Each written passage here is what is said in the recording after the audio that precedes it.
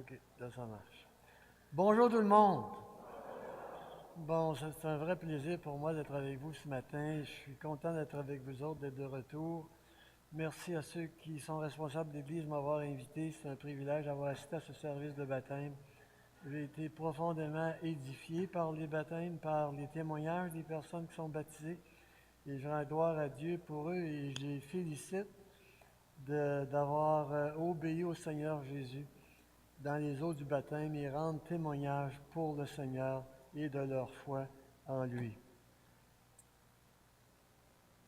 Le Seigneur Jésus, avant de mettre fin à son séjour sur la terre et de retourner définitivement au ciel, il nous a donné à l'Église et aux croyants 2 ordonnances. La première, c'est la Sainte Seine, le repas du Seigneur ou la communion, comme on peut l'appeler. Le Seigneur a institué la veille de sa crucifixion, la veille de sa mort. Et l'apôtre Paul explique vraiment le sens de la Sainte dans 1 Corinthiens lorsqu'il dit « Car toutes les fois que vous mangez ce pain, que vous buvez cette coupe, vous annoncez la mort du Seigneur jusqu'à ce qu'il vienne. » Donc, on sait, le repas du Seigneur, la Sainte Seine, c'est un mémorial. Et c'est un mémorial qui nous amène à nous souvenir d'un événement passé quand Jésus a donné sa vie pour nous autres, qu'il est mort pour nous sauver. Et en même temps, on regarde vers l'avenir, sa promesse qu'il va revenir. Donc la Sainte Seine, c'est un regard vers le passé, un regard vers l'avenir. On se souvient de ces merveilleuses vérités de notre salut et de son retour pour nous prendre avec lui. La deuxième ordonnance qu'il nous a donnée, évidemment, c'est le baptême.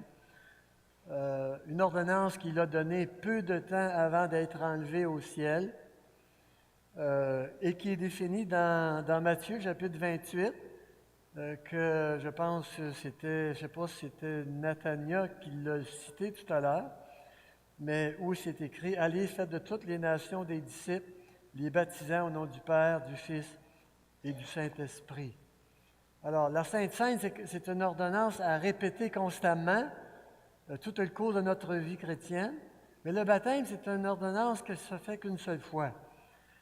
Une personne se fait baptiser une seule fois après sa conversion, peu de temps après sa conversion, et elle le fait pour rendre témoignage au Seigneur, et on va voir ça ce matin. Alors, c'est quoi le baptême? Pourquoi le baptême? Que signifie le baptême?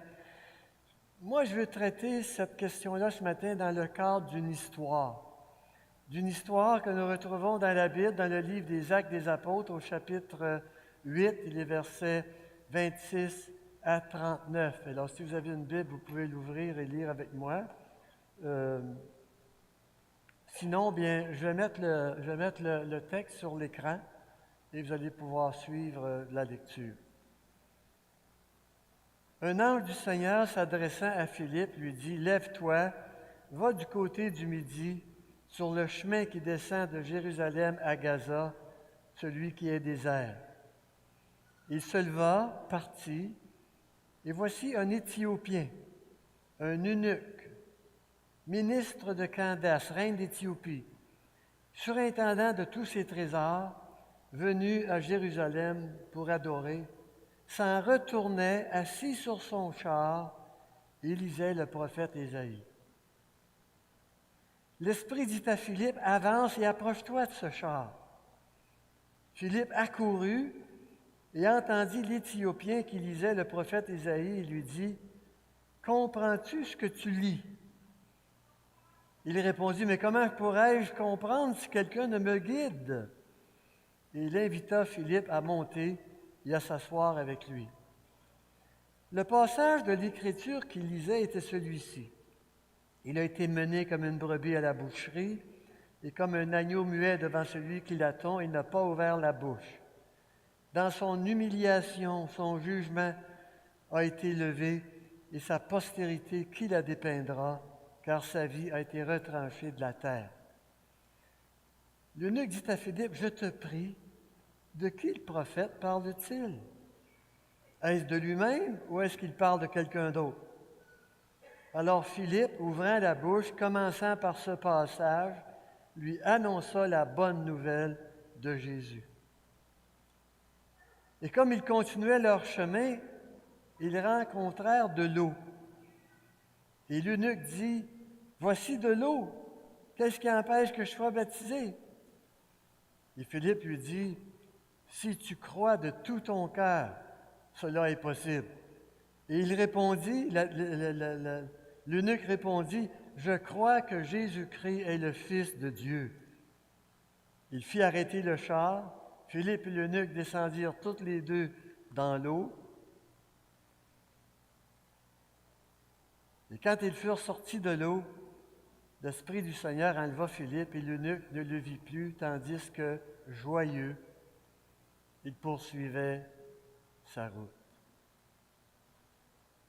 C'est l'histoire d'un voyageur, un homme qui a connu une aventure extraordinaire et tout à fait inattendue, alors qu'il ne s'en attendait pas du tout. Il a découvert la personne de Jésus-Christ et il est retourné dans ce pays un nouvel homme, un homme changé, un homme né de nouveau, un homme transformé, un homme sauvé et un homme joyeux. Vous savez, l'expérience qu'a vécue ce personnage biblique il y a 2000 ans, c'est une expérience que chaque personne sur la terre est appelée à vivre et doit vivre. Dieu désire que nous vivions tous une expérience semblable au cours de notre vie. Et Dieu a voulu que l'expérience de cet homme soit conservée dans son livre, écrit, gardé dans les Écritures saintes, afin que par cette expérience que nous lisons, nous puissions comprendre comment nous pouvons, nous aussi, à notre tour, la vivre, cette expérience-là. Alors, je résume cette histoire. Un homme désigné comme étant un Éthiopien, c'est-à-dire un Africain, revient d'un pèlerinage de Jérusalem. Il voyage dans un char qui est tiré par des chevaux. Les historiens nous disent que l'Éthiopie de l'époque, et qu'on peut voir ici sur l'écran, on voit Jérusalem ici, et on nous dit que l'Éthiopie de l'époque, c'est le Soudan d'aujourd'hui. Alors on peut voir le voyage qui a été fait entre Jérusalem et son lieu de demeure, et c'est de 500 à 600 kilomètres. Et on peut s'imaginer le voyage, 500 à 600 kilomètres dans un chariot. Aller-retour, ça fait au-delà de 1000 kilomètres. C'était un homme religieux, mais ce n'était pas un homme chrétien ni sauvé. Cet homme est membre du gouvernement d'Éthiopie. Il est membre du cabinet de la reine d'Éthiopie. Il est le ministre des Finances, c'est lui qui est responsable et qui s'occupe des argents et des trésors de la reine. Il revient chez lui, il n'est qu'à son départ, puisqu'il se trouve dans une route désertique entre Jérusalem et Gaza. Voyez-vous, Jérusalem ici et Gaza là. Donc, c'est pas long. Alors, il se trouve à quelque part entre les deux ici au moment où l'événement se produit. Qu'est-ce qu'il fait? Il est en train de lire les Écritures saintes. Il a avec lui une copie des Saintes Écritures du livre du prophète Ésaïe, puis il est en train de lire au chapitre 53. Et voici qu'il y a un autre homme dans le voisinage, dans le coin, qui est sur le point de croiser son chemin. Cet homme-là, c'est Philippe, l'évangéliste, envoyé par un ange de Dieu spécialement sur ce chemin-là pour rencontrer cet homme-là. Et alors qu'il est sur cette route-là et qu'il voit le chariot, l'Esprit de Dieu lui dit « Approche-toi plus près ». Et il s'approche plus près parce que Dieu a un rendez-vous avec cet homme-là. Dieu a un rendez-vous avec cet homme-là à ce moment précis. Et vous savez, Dieu veut avoir un rendez-vous avec tous les hommes. Dieu a eu un rendez-vous. Dieu a eu un rendez-vous. Dieu aurait un rendez-vous avec moi. En décembre 1966, ça fait 58 ans. Et plusieurs d'entre vous qui êtes là, Dieu a eu son rendez-vous avec vous il y a quelques années passées ou il y a quelques temps passés. Et pour les baptisés qu'on a vus ce matin, Dieu a eu ce rendez-vous avec eux dans un temps qui est tellement pas longtemps passé. Mais Dieu veut avoir un rendez-vous avec chacun de nous. Et puis il y a probablement des personnes parmi nous ce matin qui êtes invités à ce service, qui êtes visiteurs ou qui faites partie de l'Église même et qui n'avez jamais vécu encore ce rendez-vous avec Dieu. Et ce matin, c'est l'occasion toute propice de le vivre.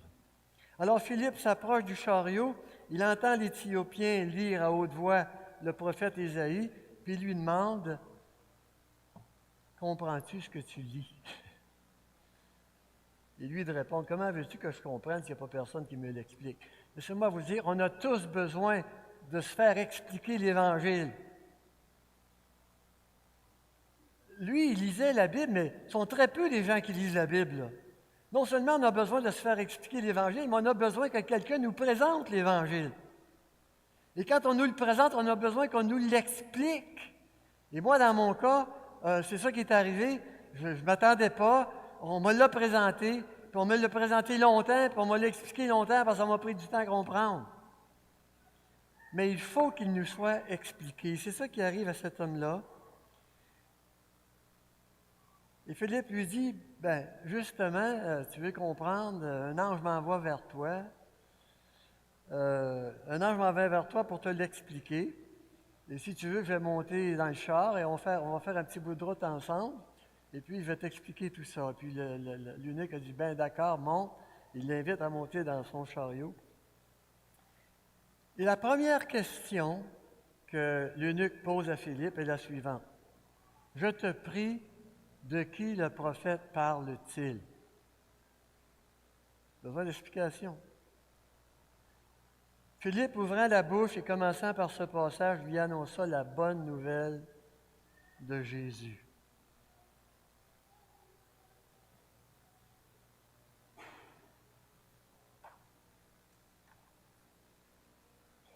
Quel était le passage que l'eunuque était en train de lire? Ésaïe 53. C'est le passage qui est utilisé, qui devint la bonne nouvelle de Jésus pour cet homme-là, qui est l'eunuque. Et on va lire le passage. Il faut le lire parce que c'est là que la bonne nouvelle transpire et ça rejoint tout le monde et les baptisés qu'on a vus ce matin. Le texte est le suivant. Qui a cru à ce qui nous était annoncé? Méprisé et abandonné des hommes, homme de douleur et habitué à la souffrance. Semblable à celui dont on détourne le visage, nous l'avons dédaigné, nous n'avons fait de lui aucun cas. Cependant, ce sont nos souffrances qu'il a portées. C'est de nos douleurs qu'il s'est chargé. Nous l'avons considéré comme puni, frappé de Dieu et humilié. Mais il était blessé pour nos péchés, brisé pour nos iniquités. Le châtiment qui nous donne la paix est tombé sur lui et c'est par sa meurtrissure que nous sommes guéris. Nous étions tous errants comme des brebis et chacun suivait sa propre voie. Et l'Éternel a fait retomber sur lui l'iniquité de nous tous. Il a été maltraité, opprimé. Il n'a pas ouvert la bouche. Semblable à un agneau qu'on mène à la boucherie, à une brebis muette devant ceux qui l'attendent, il n'a pas ouvert la bouche. Il a été enlevé par l'angoisse et le châtiment et frappé pour les péchés de mon peuple. Il a plu à l'Éternel de le briser par la souffrance, après avoir livré sa vie en sacrifice pour le péché. Mon serviteur juste justifiera beaucoup d'hommes et il se chargera de leurs iniquités. Oh, j'ai sauté. OK. parce qu'il s'est livré lui-même à la mort, parce qu'il a porté les péchés de beaucoup d'hommes et qu'il a intercédé pour les coupables. L'Éthiopien avait demandé « De qui le prophète parle-t-il » Et maintenant, Philippe va lui expliquer, il va lui répondre à sa question. Philippe va lui expliquer que 700 ans auparavant, il y avait un homme qui avait vécu en Israël, dont le nom était Ésaïe, et qui était prophète, et qui avait prophétisé ce texte-là, et qu'il l'avait écrit dans un livre qu'on appelle le livre du prophète Ésaïe, et qu'il annonçait d'avance et clairement la venue de quelqu'un qui allait venir pour sauver le monde, et que ce personnage allait être Jésus de Nazareth, le Fils de Dieu, le Sauveur du monde. Non seulement Ésaïe annonce la venue, à l'avance la venue de Jésus, mais il explique à l'avance pourquoi il va venir. Il va venir pour s'offrir en sacrifice, afin de payer pour les péchés des hommes, afin de sauver l'humanité du jugement et de l'enfer qui l'attend. Philippe lui explique que Jésus va prendre notre place sur une croix. Il va porter nos péchés, toutes nos fautes. Qu'il va devenir notre substitut, c'est-à-dire celui qui prend notre place pour subir notre jugement, notre condamnation, ce qui nous revient. Et il va accomplir notre salut à la perfection, de sorte qu'il allait sauver tous ceux qui allaient croire et mettre leur confiance en lui. On lit que Philippe, commençant par ce passage d'Ésaïe 53, lui annonça la bonne nouvelle de Jésus. Jésus, le Sauveur du monde, c'est la bonne nouvelle. C'est une bonne nouvelle parce qu'il y en a une mauvaise. Et c'est la mauvaise qui rend la nouvelle aussi bonne qu'elle est. La mauvaise nouvelle, c'est que tous nous sommes pécheurs. La mauvaise nouvelle, c'est que tous nous sommes coupables, que nous sommes tous coupables devant le jugement qui vient, que nous sommes tous perdus devant la justice d'un Dieu 3 fois saint. La Bible dit qu'il n'y a pas de juste, il n'y en a pas même un seul, que tous ont péché, tous sont coupables et tous sont empêchés d'être au ciel.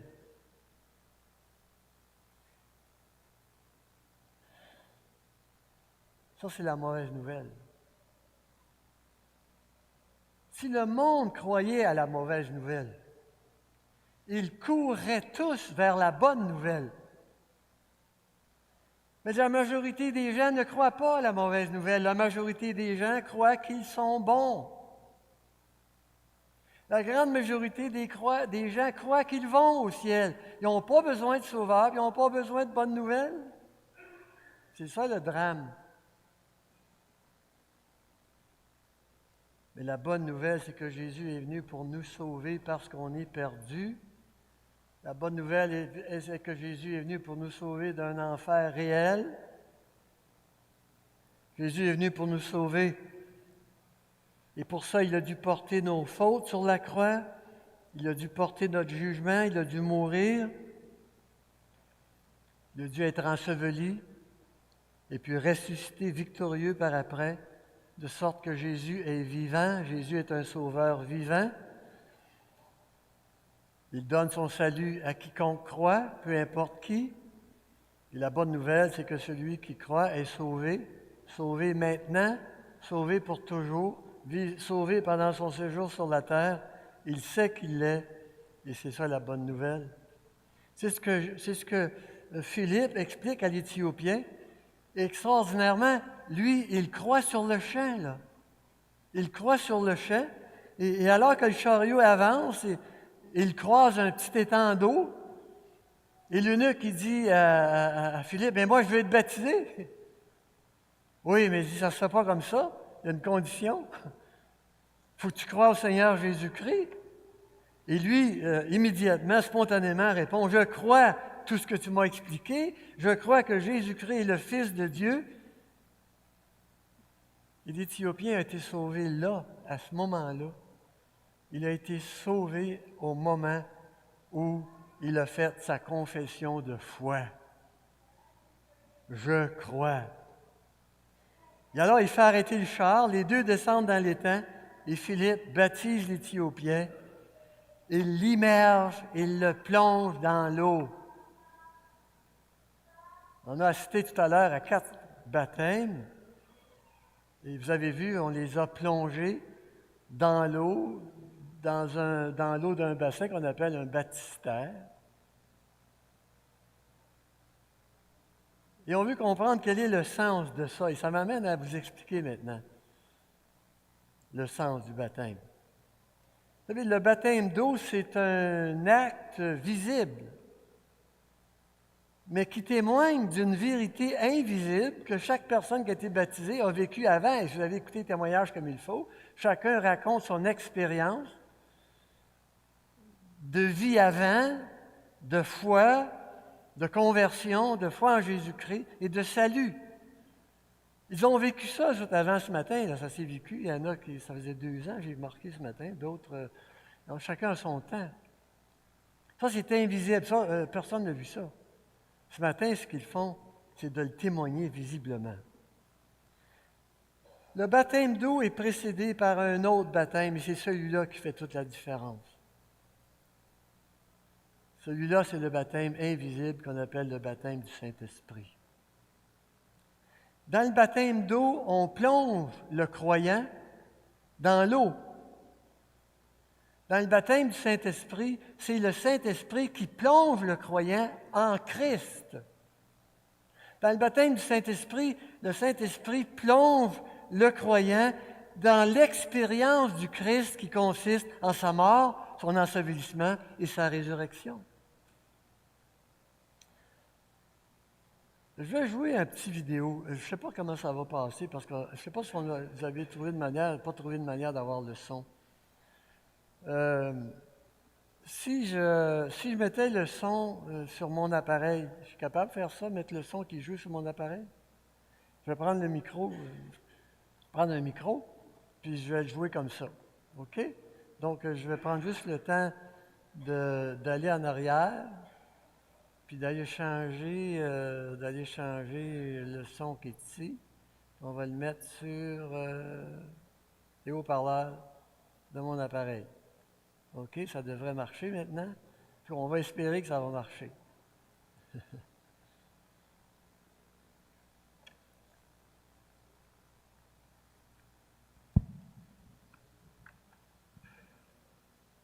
Ça dure 2 minutes.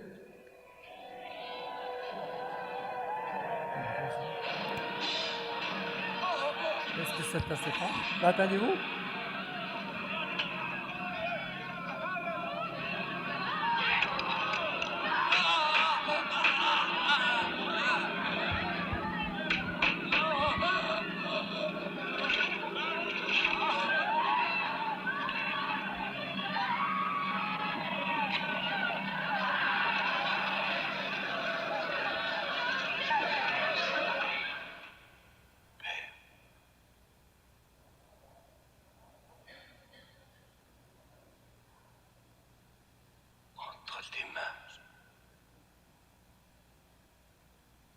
Je remets mon esprit.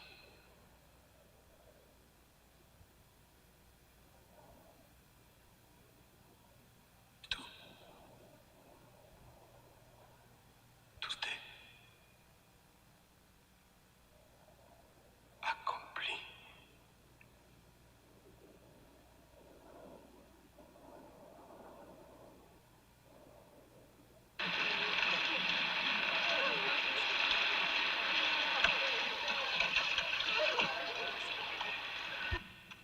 Il est parti.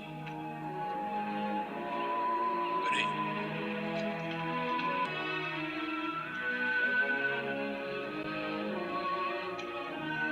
Jésus est là.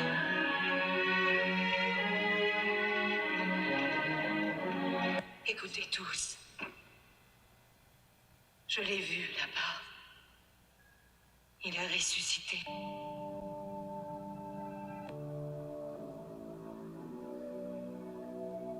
Et tout commence.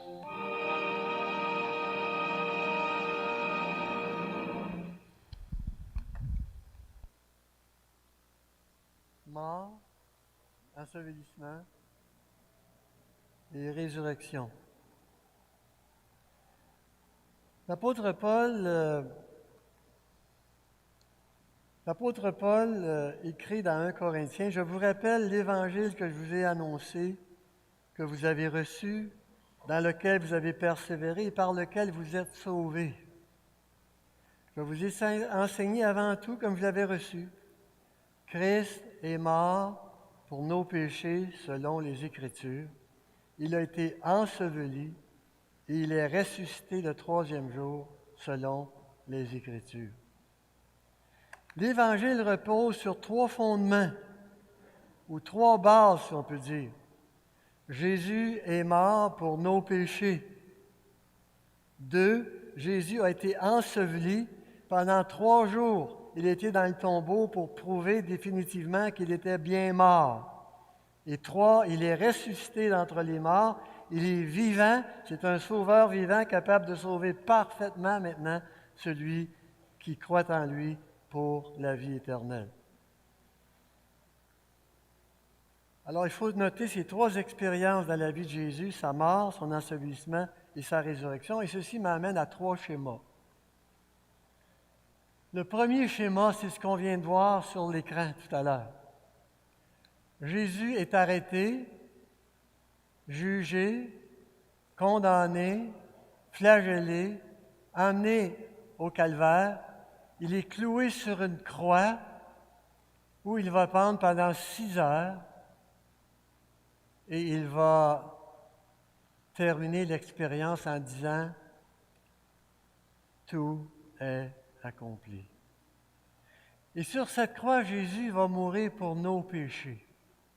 Nos péchés, nos fautes, notre jugement, notre condamnation, notre enfer, tout va reposer sur ses épaules et en sacrifice, il va payer le prix. Et il va terminer en disant « Tout est accompli ». Il va passer 3 jours enseveli dans le tombeau. Il va ressusciter vivant. Il est maintenant notre Sauveur qui va revenir un jour, revenir bientôt pour nous prendre avec lui. Ça, c'est la réalité. Ça, c'est l'œuvre de Jésus-Christ. Ça, c'est l'œuvre du salut. Maintenant, le schéma suivant, c'est moi, c'est ceux qui se sont fait baptiser ce matin, c'est vous qui avez vécu cette expérience dans le passé, qui avez cru. Quand vous avez cru, comme l'Éthiopien qu'on a vu ce matin, qui a cru tout bonnement, quand vous avez cru, il y a un phénomène qui s'est passé invisible et spirituel que le Saint-Esprit a fait. C'est qu'il vous a pris, puis il vous a plongé dans l'expérience de Jésus-Christ, dans sa mort, dans son ensevelissement et dans sa résurrection. Et c'est pour ça qu'on lit dans Jean 5, 25, « Celui qui croit a la vie éternelle, il ne vient point en jugement, mais il est passé de la mort à la vie. » Il est passé de la mort à la vie. Il fait partie de la résurrection de Jésus-Christ. Et puis l'apôtre Paul va expliquer, nous qui étions morts par nos offenses, il parle à des vivants, ce n'étaient pas des gens morts, ils étaient morts spirituellement, ils étaient morts dans leur âme. Dieu nous a rendus à la vie avec Christ, il nous a ressuscités ensemble, nous a fait asseoir ensemble dans les lieux célestes en Jésus-Christ. C'est tellement vrai le salut que pour Dieu, une personne qui croit en son Fils Jésus, elle est scellée en Christ, elle est déjà ressuscitée avec Christ, elle est déjà dans les lieux célestes avec lui. C'est aussi complet que ça. C'est pour ça qu'un chrétien peut dire « Je suis sauvé » et je suis sauvé pour toujours. Mais ça m'amène maintenant à ce qu'on a vu ce matin, le baptême d'eau. C'est ça qu'on a vu ce matin. Un croyant qui est descendu dans l'eau, dans le baptistère, qui a été plongé après avoir confessé qu'il croyait au Seigneur Jésus-Christ et qui est ressorti après. Ça symbolise quelque chose, ça symbolise tout ça. Et Dans 2 Corinthiens, c'est écrit, si quelqu'un est en Christ, comme on vient de le dire, il est une nouvelle créature. Les choses anciennes sont passées, toutes choses sont devenues nouvelles. Le chrétien, quand il se fait baptiser, qu'est-ce qu'il dit? Il rend témoignage. Et qu'est-ce qu'il dit? Bien, il dit, moi, il y a un certain temps, j'ai cru au Seigneur Jésus-Christ, et je suis mort, et j'ai été enseveli en Jésus, je suis ressuscité. Donc, maintenant, c'est mon vieil homme, ma vieille nature, mon homme du passé. Tout ce que j'étais avant, ça a été enseveli, c'est mort. Et par le Saint-Esprit, j'ai été régénéré à une vie nouvelle. Je suis maintenant une nouvelle personne. Je suis un chrétien, je suis né de nouveau, j'ai une nouvelle vie. Et maintenant, je vis pour servir le Seigneur et pour lui rendre grâce. Ça, c'est un rite symbolique qu'on a vu, mais ça illustre une expérience spirituelle avant, qui est celle qu'on a vue également. Le baptême, c'est un témoignage, c'est une identification à Jésus-Christ. Le baptême ne sauve pas, il n'y a pas de mérite dans le baptême. Le baptême, c'est un témoignage pour Jésus. Le baptême, c'est une prise de position publique pour Jésus. C'est un acte d'obéissance. Et la grande bénédiction dans le baptême, ce n'est pas dans l'eau, c'est dans l'obéissance. Obéir. Et la première chose que Jésus a demandé de faire quand on croit, le premier acte pour devenir disciple, baptisez-les, c'est le baptême. Le baptême, c'est un acte d'obéissance, mais qui démontre et qui témoigne de cette grandeur de notre salut et de l'œuvre de Jésus et de ce que nous sommes devenus. Je veux revenir brièvement, avant de terminer, à l'histoire de l'Éthiopien. Après avoir été baptisé, nous lisons « Tandis que, joyeux, il poursuivait sa route. » Il s'est passé quelque chose dans cet homme-là, changé. Il est retourné chez lui, un homme nouveau, comme j'ai dit tout à l'heure, un homme pardonné, un homme sauvé. Pourquoi est-ce qu'on sait qu'il est vraiment sauvé, cet homme-là? À cause de son témoignage de foi. Il dit qu'il a une foi sincère en Jésus pour son sauveur. Maintenant, comment est-ce qu'on sait que sa foi était sincère? Par le fruit qu'il porte immédiatement. Il porte le fruit de l'obéissance. Vous savez, quand Philippe il lui parle, puis il explique dans le chariot, là, il lui a expliqué toute l'histoire de Jésus-Christ. Puis il lui a expliqué que Jésus a dit que si tu crois dans ton cœur, tu es sauvé. Puis si tu crois, la première chose à faire, c'est de se faire baptiser. Il a tout compris ça dans le chariot, lui. Lorsqu'ils ont croisé l'étang d'eau, et puis qu'il a dit « Hey, je vais être baptisé », puis il répondait à ce qu'il venait d'entendre. Mais lui, immédiatement, il croyait, et il a dit « Moi, je vais être baptisé ». Il a obéi immédiatement à l'ordre du Seigneur Jésus-Christ. Ça, c'est un des signes, un signe évident qu'il est sauvé. Et le deuxième, il porte le fruit qui est la joie, le fruit du Saint-Esprit qui est la joie. La joie. Moi, je me souviens quand j'ai vécu cette expérience-là, il y a 58 ans, je me souviens de la joie que j'ai vécue. Je transpirais la joie de partout. Tellement que mon épouse, Madeleine, elle, quelques jours après, elle s'est mise à genoux et elle a dit « Jésus, je veux avoir ce que mon mari a. » Elle a demandé à Jésus de la sauver, puis on s'est retrouvés toutes les deux dans la joie.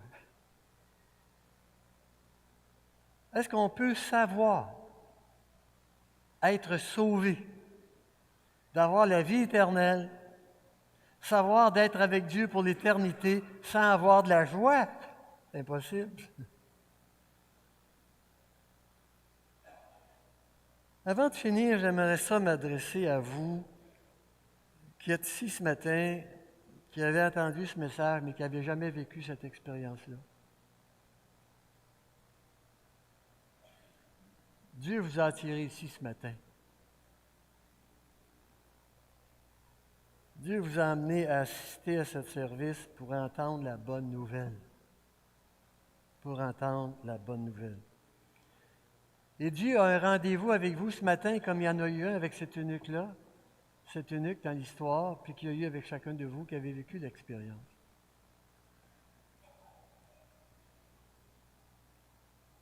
Dieu vous offre le salut maintenant. Ce salut, il est gratuit. Pourquoi il est gratuit? Parce que d'abord, il est trop cher pour que vous puissiez le payer vous-même. Vous ne pourrez jamais être sauvé. Et deuxièmement, parce que le prix de ce salut-là est tellement grand. Le prix est tellement grand que la seule manière qu'il puisse nous le donner, c'est gratuitement.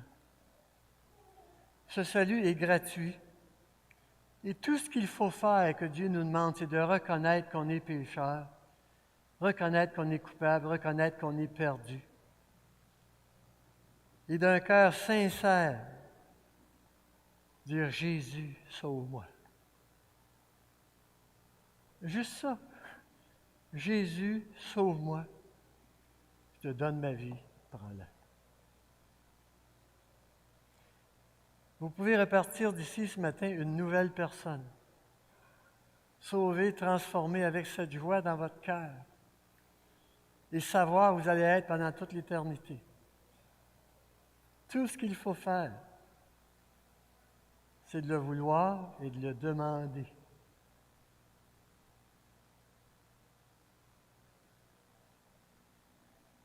Jésus ne refuse jamais cette prière. Eh bien là, pour terminer, je veux dire juste quelques mots à ceux qui ont été baptisés. Andréane, Nathania, Guillaume, Cindy, j'ai été vraiment édifié par votre témoignage.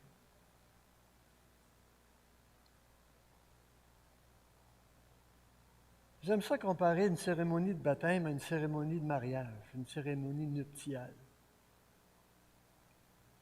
Les fiancés viennent devant un officiant avec un public d'invités. Et qu'est-ce qu'ils font? Ils échangent des vœux et des alliances. Après quoi, l'officiant les déclare mari et femme.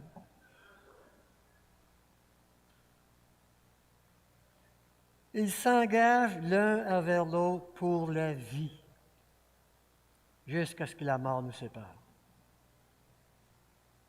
Et ils scellent leurs vœux, leur engagement, en échangeant des alliances.